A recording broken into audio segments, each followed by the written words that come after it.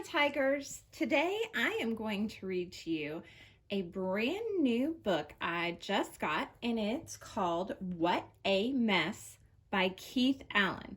And it is a very different book because it is a pop-up adventure.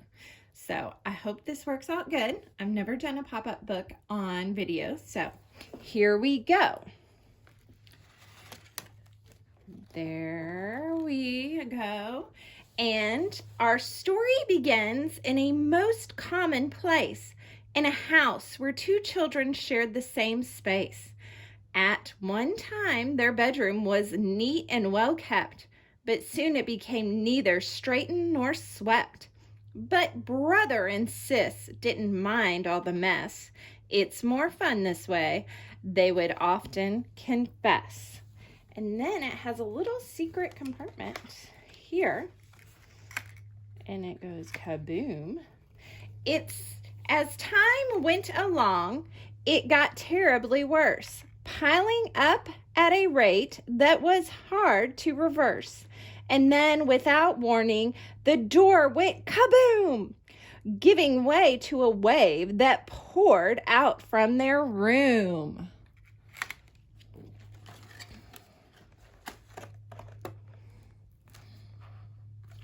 And when the dust settled, there was stuff piled high, a mountain of toys nearly touching the sky. There were plastic toy trucks and cute dress-up dolls. There were quacking toy ducks and fun bouncy balls. Now, brother and sis had a big job to do, but how to get started, they hadn't a clue. Let's see what's under here. Oh, wow. To tackle that enormous mess of a hill could take a few plows or a magical skill. Instead, they cleaned one small piece at a time until there was no messy mountain to climb. Check that right away. Oh. The room seemed so tidy with toys put away, but something quite stinky was headed their way. You could tell by the smell it was abnormal funk and seemed to escape from their overstuffed trunk. The stench was so bad that tears welled in their eyes. Could it be that big plate of old chili cheese fries? Ew.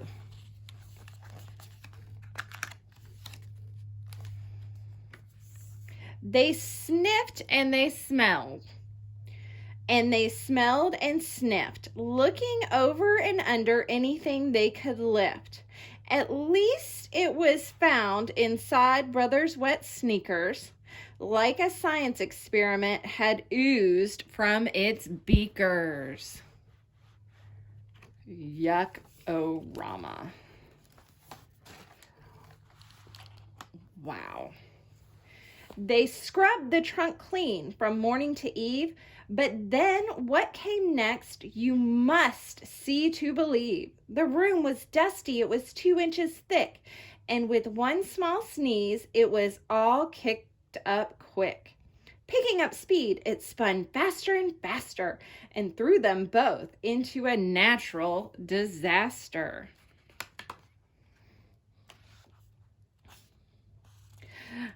This tornado of grime just whipped them around, picking everything up not nailed to the ground. They had to take cover, but where could they hide? So they moved to the closet and both climbed inside.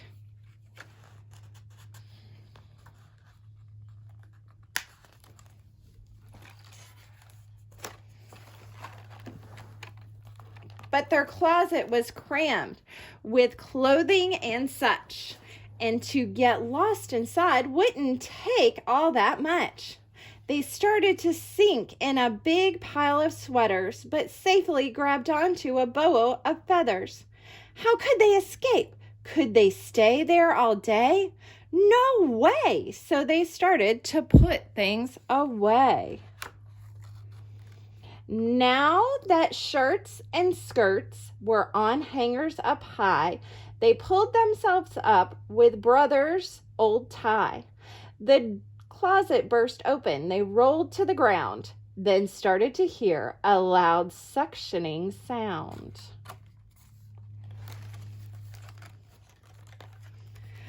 They were grabbed by a vortex from under the bed. "Oh no, not again," they both helplessly said. And under the bed, there was such a surprise. The space underneath it seemed 12 times their size. And scattered throughout, they saw all their lost things, like left-footed socks and lost hairbands and rings. So, with an old gym bag, they gathered their loot, but supper was soon, so they needed to scoot.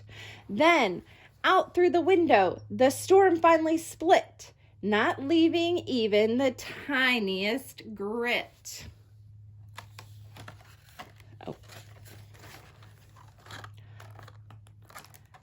With the last thing picked up, they looked all around, and you wouldn't believe it, no mess could be found. There wasn't one sign of the mountain of junk or the slightest whiff of that smell that so stunk. The dust was picked up when the twister came through, and their closet and wardrobe were all tidy too. Even their lost stuff was all back in its place, and now sister and brother both prized their clean space. So from this day on, they would keep their room neat. That's one misadventure they don't want to repeat. The end. So I hope you enjoyed this lovely pop-up book called What a Mess.